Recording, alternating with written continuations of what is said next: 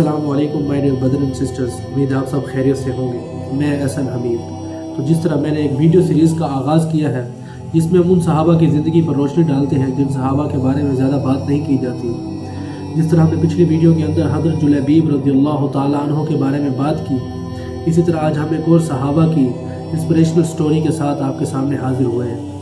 ये एक ऐसे सहाबी हैं, अगर मैं आपसे कहूँ कि ये एक ऐसे सहाबी हैं जिन्होंने कभी ज़िंदगी में कोई नमाज नहीं पढ़ी, जिन्होंने कभी ज़िंदगी में कोई रोज़ा नहीं रखा, कभी कोई ज़कात नहीं दी, कभी हज अदा नहीं किया, मगर फिर भी ये सहाबी भी हैं और जन्नती भी हैं। जी हाँ, बिल्कुल आपने सही सुना कि ये सहाबी भी हैं और जन्नती भी हैं। किस तरह? वो इस तरह मेरे भाई, इन सहाबी का नाम है हज़रत असीरम रज़ियल्लाहु ताला अन्हु। इन सहाबी के पूरे कबीले ने इस्लाम कबूल कर लिया, मगर इन्होंने इस्लाम कबूल नहीं किया। चूँकि ये उस कबीले के अंदर रहते थे, अपने लोगों को देखते थे, तो इनका दिल आहिस्ता आहिस्ता दीन इस्लाम की तरफ राग़िब हुआ।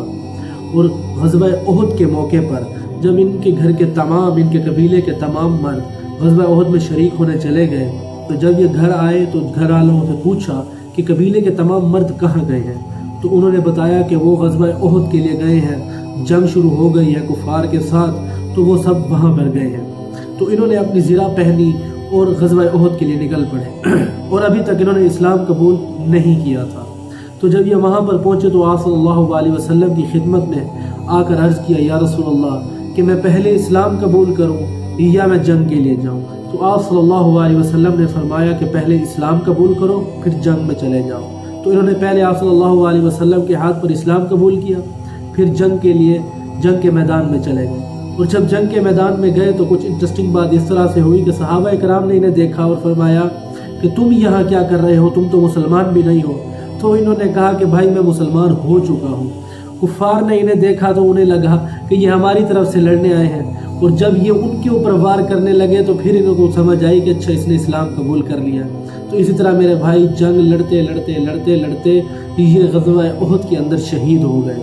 और जब ये शहीद हुए तो जब आप सल्लल्लाहु अलैहि वसल्लम तक ये ख़बर पहुंची कि असीरम रज़ियल्लाहु ताला अन्हु शहीद हो गए हैं, तो आप सल्लल्लाहु अलैहि वसल्लम ने फरमाया कि क्या खूबसूरत बात फरमाई कि ये थोड़ा सा अमल करके बहुत बड़ा अजर ले गया। यानी कोई रोज़ा नहीं, कोई नमाज नहीं, कोई हज नहीं, कोई ज़कात नहीं, बस क्या किया, आए कलमा पढ़ा, जंग में उतरे, जिहाद के महाज पे उतरे, शहादत हासिल की और जन्नत के हकदार बन गए। तो मेरे भाई इससे हमें क्या सबक मिलता है कि ला इलाहा इल्लल्लाह की बहुत बड़ी वैल्यू है।